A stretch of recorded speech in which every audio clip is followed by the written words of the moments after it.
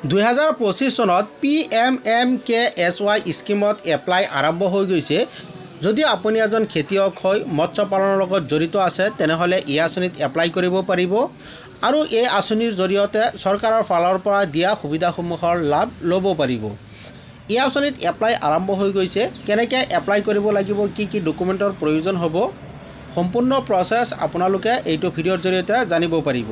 যদি এই আঁচনিত এপ্লাই কৰিব বিচাৰে তেনেহ'লে গুগল ব্ৰাউজাৰ অ'পেন কৰিব আৰু NFDP লিখি চাৰ্চ কৰি দিব। তাৰপিছত ওপৰত যেটো লিংক দিয়া হৈ আছে NFDP এইটো লিংকৰ ওপৰত ক্লিক কৰি দিব। তাৰপিছত আপোনাৰ সন্মুখত এনেকৈ পেজটো অ'পেন হৈ যাব। এইটো পেজৰ লিংক মই ভিডিঅ'ৰ ডিছক্ৰিপশ্যনত দি থৈছোঁ, তাত গৈ ডাইৰেক্ট আপোনালোকে এইটো পেজত আহিব পাৰিব। এইটো পেজত এপ্লাই কৰিবলৈ প্ৰথমতে আপোনাৰ এটা ৰেজিষ্ট্ৰেশ্যন কৰিব লাগিব। ৰেজিষ্ট্ৰেশ্যন কৰাৰ বাবে ইয়াত চাক দি আছে নিউ ইউজাৰ ৰেজিষ্ট্ৰেশ্যন, আপোনালোকে ইয়াত ক্লিক কৰি দিব। যেতিয়া ক্লিক কৰি দিব তলত চাক কেনেকৈ ৰেজিষ্ট্ৰেশ্যন কৰিব লাগিব, কেনেকৈ এপ্লাই কৰিব লাগিব, ইয়াত চাক 7টা ছেটআপ দিয়া হৈ আছে। সেইমতে আপোনালোকে এই 7টা ছেটআপ কমপ্লিট কৰিব লাগিব।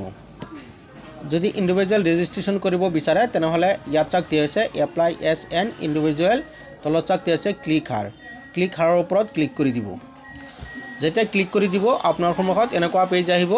ইয়াত মোবাইল নম্বৰটো বহুৱাই দিব আৰু এই কেপচাৰটো ইয়াত বহুৱাই দিব, চেণ্ড OTPত ক্লিক কৰি দিব। এনেকৈ প্ৰথমতে আপোনালোকে ৰেজিষ্ট্ৰেশ্যনটো কৰি ল'ব। ৰেজিষ্ট্ৰেশ্যন কমপ্লিট হোৱাৰ পিছত লগইন হোৱাৰ বাবে ইয়াত চাক দি আছে লগইনৰ ওপৰত ক্লিক কৰি দিব। যেতিয়া লগইনৰ ওপৰত ক্লিক কৰি দিব লগইন হোৱাৰ বাবে এনেকুৱা 3টা অপশ্যন আহিব। এটা হ'ল ভিউলো লগইন আৰু এটা হ'ল বেনিফিচিয়াৰী লগইন। যদি আপুনি বেনিফিচিয়াৰী লগইন কৰিব বিচাৰে তেনেহ'লে মাজৰটো সিলেক্ট কৰি দিব আৰু যদি আপোনাৰ তাত CHC ID আছে তেনেহ'লে ভিউলো লগইনটো সিলেক্ট কৰি দিব। তাৰপিছত নেক্সটত ক্লিক কৰি দিব। যেতিয়া নেক্সটত ক্লিক কৰি দিব আপোনাৰ CHC ID বহুৱাব লাগিব, বা যদি আপুনি সেলফ ৰেজিষ্ট্ৰেশ্যন কৰিছিল তেনেহ'লে ৰেজিষ্টাৰ্ড মোবাইল নম্বৰ বহুৱাই লগইন হ'ব লাগিব। মই CHC লগইন কৰি দেখুৱাই দিছোঁ। আপোনাৰ CHC IDৰ লগত যিটো মোবাইল নম্বৰ লিংক হৈ আছে সেই মোবাইল নম্বৰত এটা OTP পঠিয়াব। OTPটো ইয়াত বহুৱাই দিব আৰু ভেৰিফাইড ক্লিক কৰি দিব। আপোনাৰ সন্মুখত এনেকৈ লগইন হৈ যাব। এপ্লাই কৰাৰ বাবে ইয়াত চাক দিয়া আছে এপ্লাই ফৰ ৰেজিষ্ট্ৰেশ্যন, ইয়াত ক্লিক কৰি দিব। তাৰপিছত ইয়াত চাক 2টা অপশ্যন দিয়া হৈ আছে। এটা হ'ল ইণ্ডিভিজুৱেল, আপোনালোকে এইটো সিলেক্ট কৰি দিব। তাৰপিছত ছাবমিটত ক্লিক কৰি দিব। ইয়াত বেনিফিচিয়াৰীৰ মোবাইল নম্বৰ দিব লাগিব আৰু এই কেপচাৰটো ইয়াত বহুৱাই দিব আৰু চেণ্ড OTPত ক্লিক কৰি দিব। আপুনি যিটো নম্বৰ দিছিল সেই নম্বৰত এটা OTP পঠিয়াইছে, OTPটো ইয়াত বহুৱাই দিব আৰু ভেলিডেটত ক্লিক কৰি দিব। আপোনাৰ সন্মুখত এনেকুৱা পেজ আহিব। ইয়াত আধাৰ কাৰ্ড ভেৰিফিকেশ্যন কৰাব লাগিব। প্ৰথমতে ইয়াত আপোনাৰ আধাৰ কাৰ্ড নম্বৰটো বহুৱাই দিব। যিজনে এপ্লাই কৰি আছে সেইজনৰ আধাৰ কাৰ্ড নম্বৰটো ইয়াত বহুৱাই দিব। আধাৰ কাৰ্ড ভেৰিফিকেশ্যন কৰাৰ বাবে তলত 3টা অপশ্যন দিয়া হৈ আছে। ইয়াৰ পৰা আপুনি যিকোনো এটা সিলেক্ট কৰিব পাৰে, ফিংগাৰপ্ৰিণ্টটো সিলেক্ট কৰিব পাৰে, বা যদি আধাৰ কাৰ্ডত মোবাইল নম্বৰ লিংক হৈ আছে তেনেহ'লে OTPৰ সহায়তো আপুনি ভেৰিফিকেশ্যন কৰাব পাৰিব। এইটো বক্সত টিক চিন লগাই দিব আৰু ভেলিডেট আধাৰত ক্লিক কৰি দিব। আধাৰ কাৰ্ডৰ লগত যিটো মোবাইল নম্বৰ লিংক হৈ আছে এটা OTP পঠিয়াব, OTPটো ইয়াত বহুৱাই দিব। তাৰপিছত ভেলিডেটত ক্লিক কৰি দিব। আপোনাৰ সন্মুখত এনেকৈ ৰেজিষ্ট্ৰেশ্যন ফৰ্মটো ওলাই পৰিব।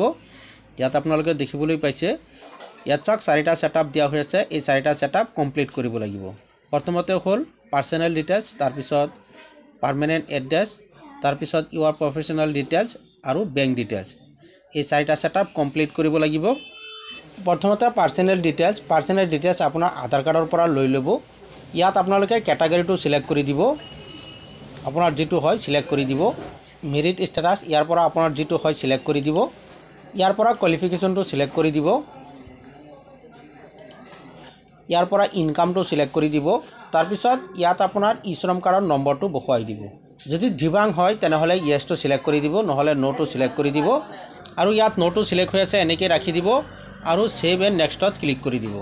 নেক্সট ছেটআপ আহি যাব পাৰ্মানেণ্ট এড্ৰেছ। ইয়াত আপোনাৰ এড্ৰেছ ডিটেইলছ দিব লাগিব, আপোনাৰ হাউচ নেম, লেণ্ডমাৰ্ক, লোকেলিটি এইকেইটা আপোনালোকে বহুৱাই দিব। তাৰপিছত পিনক'ডটো নিজে আহি যাব, আধাৰ কাৰ্ডৰ পৰা লৈ ল'ব।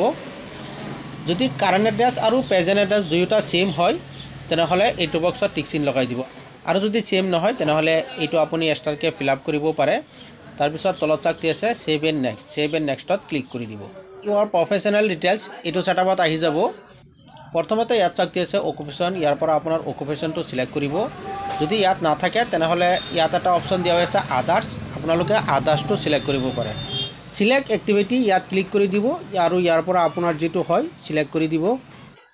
এনেকৈ গোটেইকেইটা চিলেক্ট কৰি দিব। তাৰপিছত ছেভ এণ্ড নেক্সটত ক্লিক কৰি দিব।